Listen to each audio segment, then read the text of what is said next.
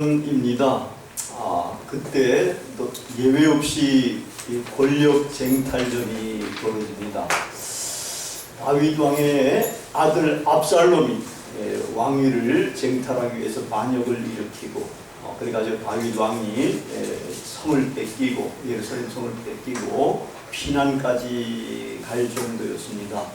근데 하여튼 그것이 실패를 하고 이제 압살롬은 다윗 왕이 그래도 아들이니까, 사랑하는 아들이니까 죽이지 말라고 그러는데도 다윗의 군대 장관 요압이 결국은 압살롬을 쳐 죽입니다. 그 다음에 또 이제 왕위 쟁탈전이 이제 계승 쟁탈전이라 그러나요? 후계 쟁탈전인데, 아도니아가 이제 솔로몬의 배다른 형인데, 아도니아가 이제 왕위를 이제 차지하려고 사람들을 불러 모아가지고 또 이제 회의도 하고 뭐 이럽니다. 요거를 이제 낌새를 알아챈 나단 선지자와 친 다윗 가신들 중심으로 해가지고 아예 솔로몬을 이제 옹위하면서 즉위까지 시켜버립니다. 왕이 된 거예요. 이러니까 이제 거기에 모였던 아도니아 중심으로 모였던 사람들이 다 흩어지고, 아도니아는 겁이 나가지고 어디로 도피하는가 하면은 예루살렘 성전으로 도피합니다. 성전 가가지고 거기서 이 번제단 뿔을 딱 잡습니다. 잡으니까 이제 할 수 없이 솔로몬이 결국 네가 너무 악하게만 굴면은 이제 죽는데 그렇지 않으면 살 거다 해가지고 거기서 이제 내려오게 해가지고 살려줍니다. 나중에는 아도니아가 다른 일로 말미암아 이제 죽게 됩니다만은, 그가 일단 이런 이제 왕위 후계 쟁탈전에서 실패를 하고 그래가지고 이제 살아났지 않습니까?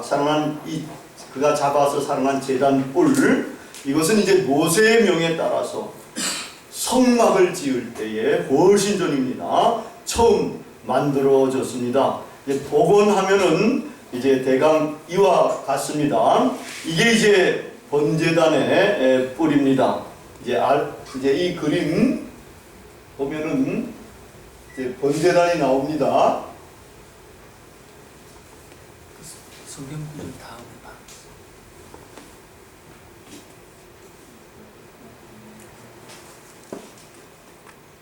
잠깐 기다리셔야 되겠습니다.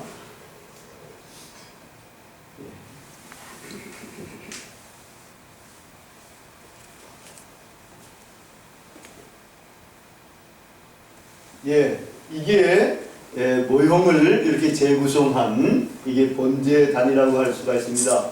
이 번제단이고, 여기 이제 네 모퉁이에 각각 뿔이 하나씩 있는데, 요게 이제 번제단의 뿔입니다. 이 번제단 뿔을 누구든지 가서 잡으면은 죽지 않습니다. 어떤 죄를 지었든지 간에 이걸 잡으면은 살려주는 것입니다. 그 다음 한번 요거는 이제 번제단에서 이제 번제를 드리는 그런 장면이 됩니다.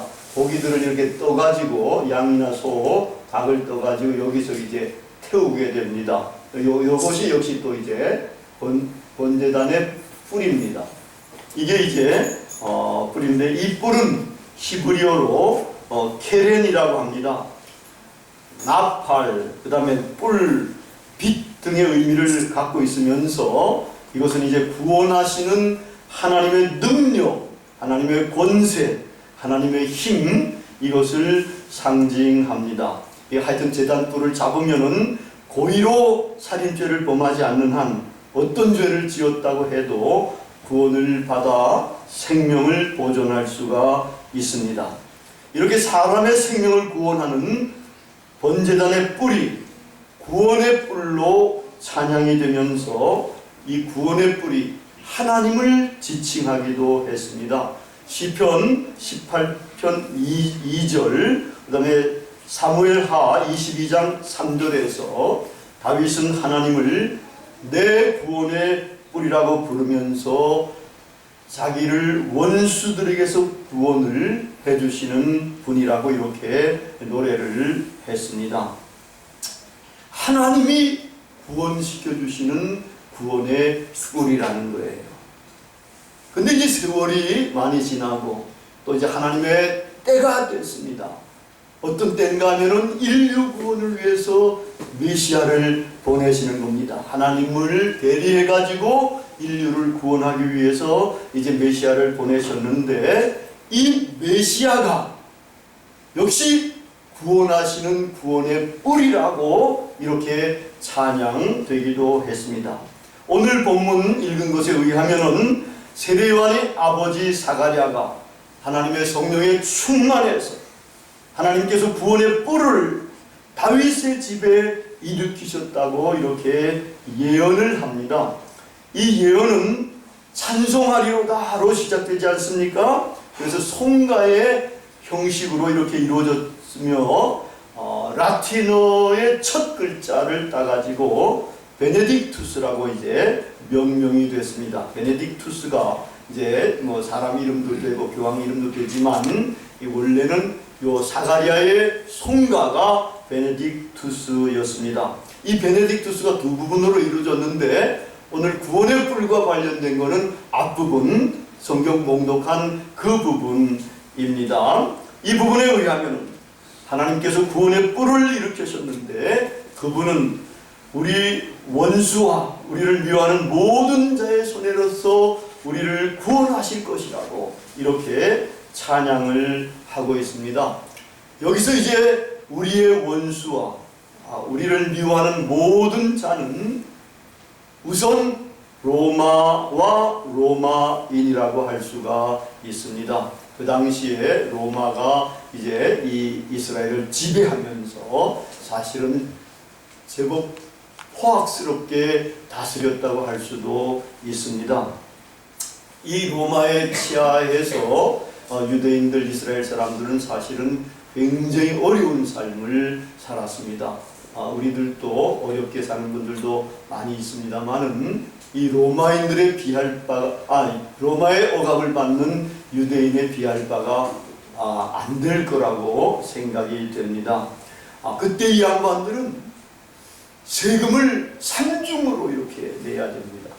세금을 산중으로 내는데 일단 성전세를 내야 되지 않습니까?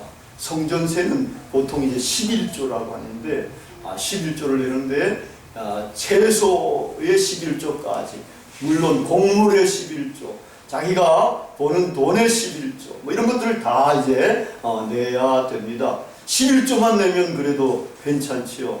우리도 이제 11조도 내면서 이제 직장 생활하는 사람들은 나라에 세금도 내지 않습니까? 그 나라에 또 세금을 내야 되는 거예요. 헤롯이 통치하는 그러한 이제 나라에 세금을 내야 됩니다.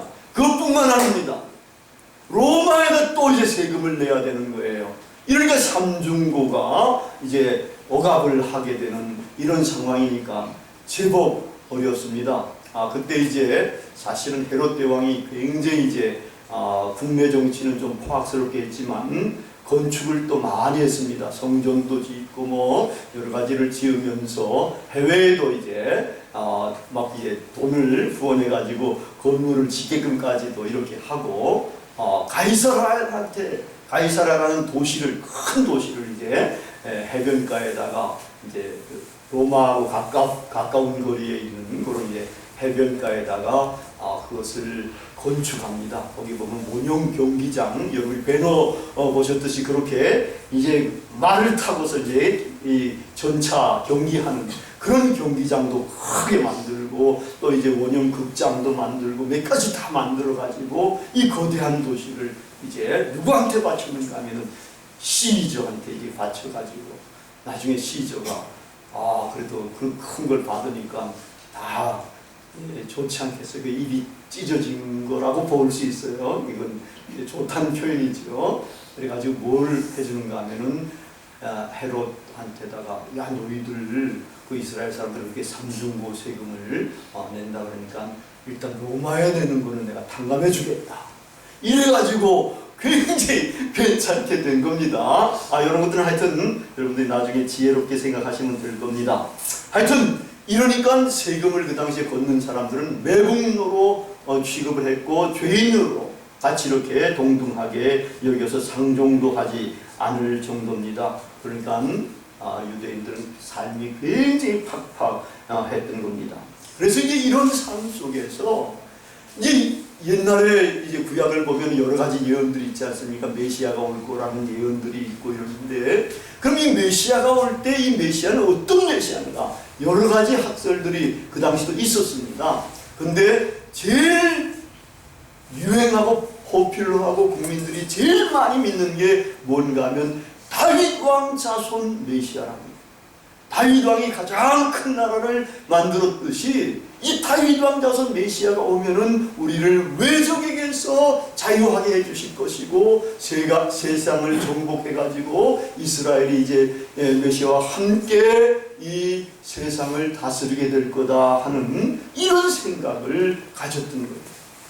그래서 이제 이 대망을 하면서 여기 이 베네딕투스의 앞부분에 하나님께서 다윗 집에 구원의 뿔을 일으키셨다 하면 이건 다윗 왕 자손 메시아의 생각이 거기에 굉장히 많이 반영이 된 겁니다. 그런 기대가 이 베네딕투스의 앞부분에도 여기에 반영이 되고 있는 그런 셈입니다. 그러나 놀랍게도 하나님께서 정말 구원의 역사를 일으키시는 것은 많은 사람들이 기대하는 대로 된 게 아니라, 많은 이스라엘 사람들이, 하나님을 믿는 사람들이 기대한 대로 된 것이 아니라 그것과는 완전히 반대가 되는 그 역설적인 모습으로 메시아를 보내고 구원의 뿔을 일으키시게 된 겁니다. 이스라엘 사람들은 그렇게 포퓰러한 다윗 왕 자손 메시아를 믿었던 그런 사람들은 이해할 수 없는 식으로 다가오는데, 고난당하는 야훼의 종으로서 이렇게 예수님을 보내셨고 예수님을 그러한 길로 인도하셨고, 그래서 그 예수님이 그렇게 산 예수님이 구원의 뿔이 되게 된 겁니다. 이건 아주 역설적이라고 할 수 있습니다. 이 역설적인 구원의 뿔은 첫 번째로는 사람들이 잘 이해할 수가 없었습니다. 희생자, 패배자가 승리자가 됐다. 십자가에 죽은 사람이 부활의 승리자가 됐다. 이러한 역설은 아무도 이해하기가 어려울 거였습니다. 우리는 이러한 역설을 보면서 세속적인 권세를 자랑하는 사람들에게 현혹되어서는 안 될 것입니다. 우리가 때로는 보면은 대통령 선거할 때 굉장히 열광하고 이러지 않습니까? 꼭 메시아를 대망하듯이 그 양반들이 모든 문제를 다 해결해 줄 것처럼. 그런데 그것은 그렇게 잘하는 것만은 아닐 겁니다. 오히려 그분들은 큰 모습이지 주권자는 우리가 주권자고 이렇게 될 텐데, 근데 하여튼 그렇게 기대를 걸었던 세속적인 권력자들, 어느 누구도 우리의 구원자가 될 수가 없습니다. 우리를 구원의 길로는 그들이 인도할 수가 없습니다. 세상을 호령하는 지배자가 아니라 십자가에 달린 주님만이, 희생된 자만이 우리를 구원하시는 구원자가 됩니다. 우리는 패배자 같지만 승리자가 되신 구원의 뿌리신 예수님에게 집중적인 관심을 기울여야 합니다. 동시에 패배자도 승리자가 될 수 있다는 희망을 우리는 예수님을 통해서 가져야 합니다. 역설의 역전이 있게 됨을 알아야 합니다. 우리도 희망으로, 믿음으로, 궁극적으로 구원을 받아서 여기서 패배자 같지만 궁극적으로 승리자가 되는 이러한 영광을 우리는 쟁취해야 됩니다. 구원의 뿔은 가서 잡아야 합니다. 붙잡아야 삽니다. 붙잡기 전에 잡히면 죽습니다. 구원의 뿔이신 예수님께 달려가 그 구원의 불을 꽉 잡아야, 그래야 우리가 죄사함을 받고 구원을 받고 생명을 얻게 됩니다. 근데 구원의 불을 잡으려고 그러면 팔레스틴에 산다 그러더라도 예루살렘 성까지 가야 되잖아요. 거기 성전까지 또 들어가야 되잖아요. 그러니까 먼 데 사는 사람들이 정말 많은 거예요. 그래가지고 그렇게 되면 달려가다가 잡혀가지고 죽는 사람이 부지기수로 나타나지 않겠습니까?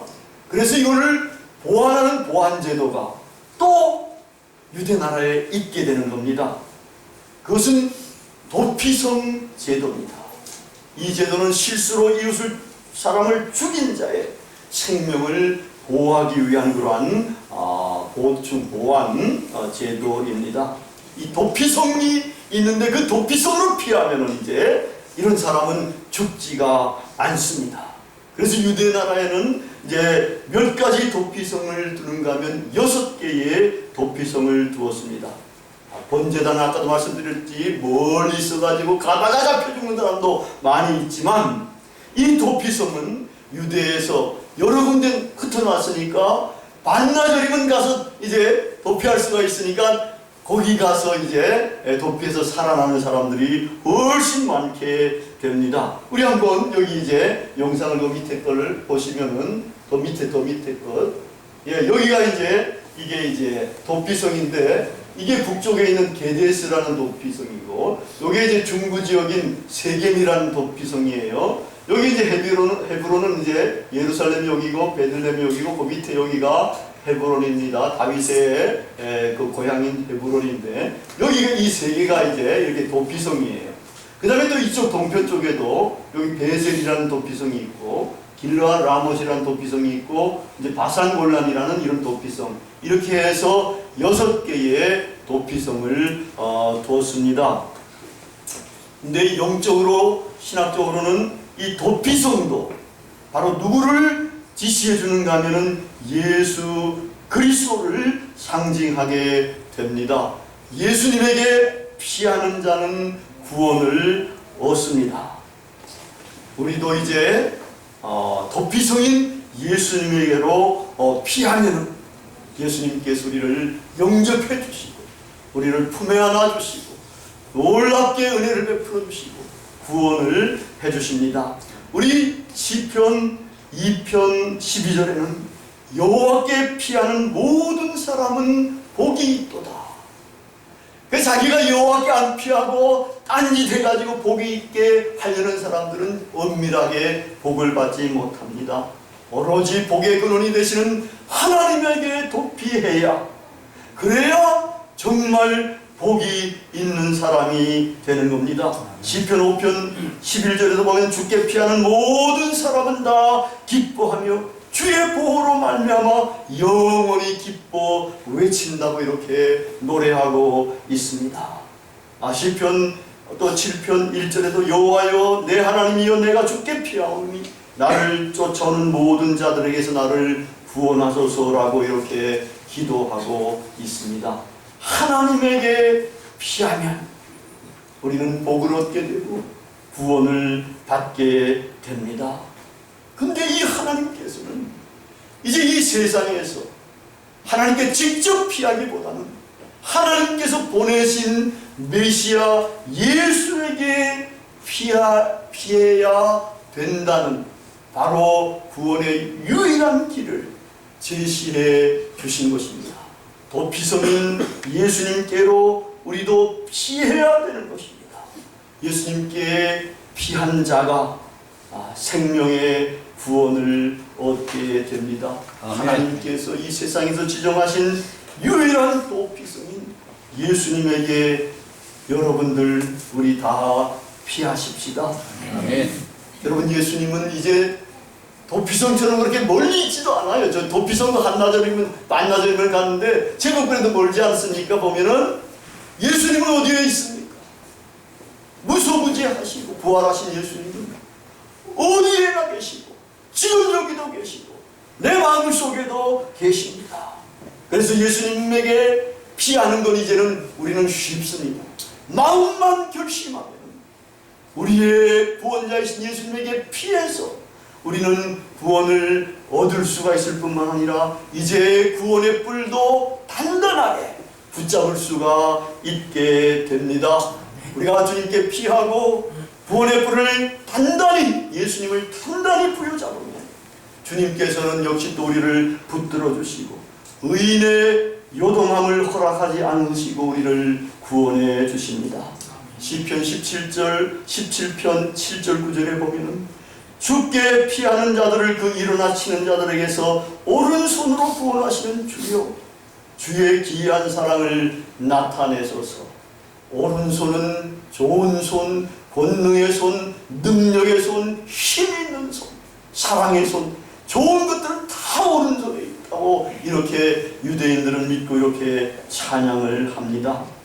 주님의 기이한 사랑, 목숨보다 더 진한 사랑 우리에게 나타내 달라고 이렇게 이 시편 기자는 이야기를 하고 있습니다.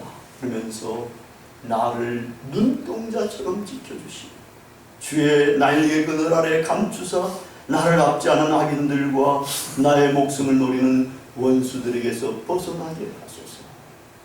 여러분, 눈동자처럼 지켜주시고 보호하신다는 거 얼마나 대단하게 보호하신 거겠습니까? 여러분, 눈동자에 조그만 먼지가 티가 들어와도 막 아프고 그러지 않습니까? 그런 모든 것들을 막아주시고 대단한 하나님이 되시고 또 날개 그늘 아래 품어가지고 우리를 보호해 주시는 그러한 하나님이 되십니다.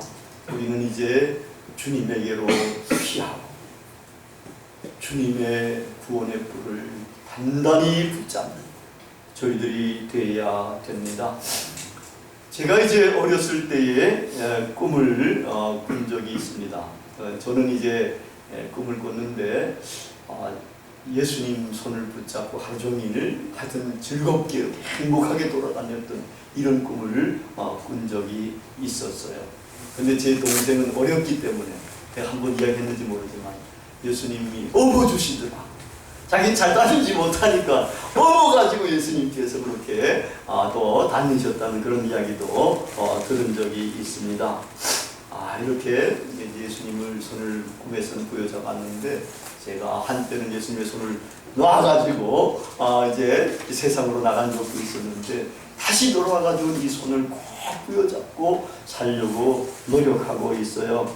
이성봉 목사님, 우리 이제 성결교회가 나온 세계적인 부흥 강사 예수님 이성봉 목사님은 주님의 손을 부여잡는다고 이 장갑을 낄 때 늘 주먹을 쥐고 다니. 이건 뭐냐? 예수님의 손을 부여잡은 거다. 그래서 장갑을 낄 때 이 주먹을 끼고 이렇게 겨울철에는 추우니까 이런 식으로 이제 다닌다. 이렇게 왜냐하면 자기도 부흥 강사하고 훌륭한 목사님이지만 주님의 손을 놓으면은 자기가 연약해서 쓰러지고 넘어질 수밖에 없다. 대단한 자의식을 표현한 겁니다. 이렇게 주먹쥐고 이제 다니면은 그 의식이, 주님을 붙잡는다는 의식이 늘 새로워지지 않겠습니까?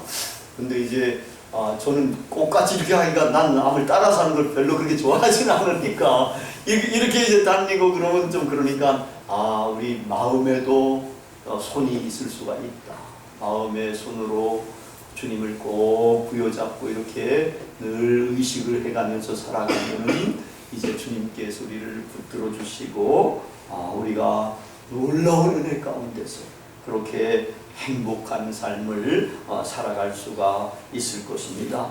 우리가 정말 이제 도피성인 예수님에게로 피하고 구원의 뿌린 예수님을 부여잡고 산다면 가장 행복하고 가장 구원을 제대로 받을 수 있는 그러한 존귀한 하나님의 사람들이 될 겁니다. 그런데 이 구원의 뿌리이신 예수님께서 주시는 구원은 도대체 어떤 구원인가? 이건 권궁으로부터의 구원은 먼저는 아닙니다. 그 나중에는 권궁으로부터도 구원이 될 수 있습니다만은 그 구원은 분명히 죄 사함으로 말미암는 구원이 된다는 거예요. 이것이 이제 이 스가랴의 베네딕투스 송가의 그 뒷부분, 읽지 않은 뒷부분에 그것이 분명히 나와 있습니다. 이 우리가 번제단은 아까도 이제 각을 떠가지고 거기서 이제 번제를 드리지 않습니까? 이제 소나 양이나 이런 것들을 각을 떠서 이제 죽여가지고 거기서 태워서 이제 하나님에게로 이제 제사를 드리는데, 그러면 제사를 드린 사람의 죄가 사라지게 됩니다. 그런데 그것도 매년마다 한 번씩 그렇게 되풀이해서 드리기도 하고 이럽니다. 그런데 이 번제 제물이 이제 완전히 사라질 수 있게 된 겁니다.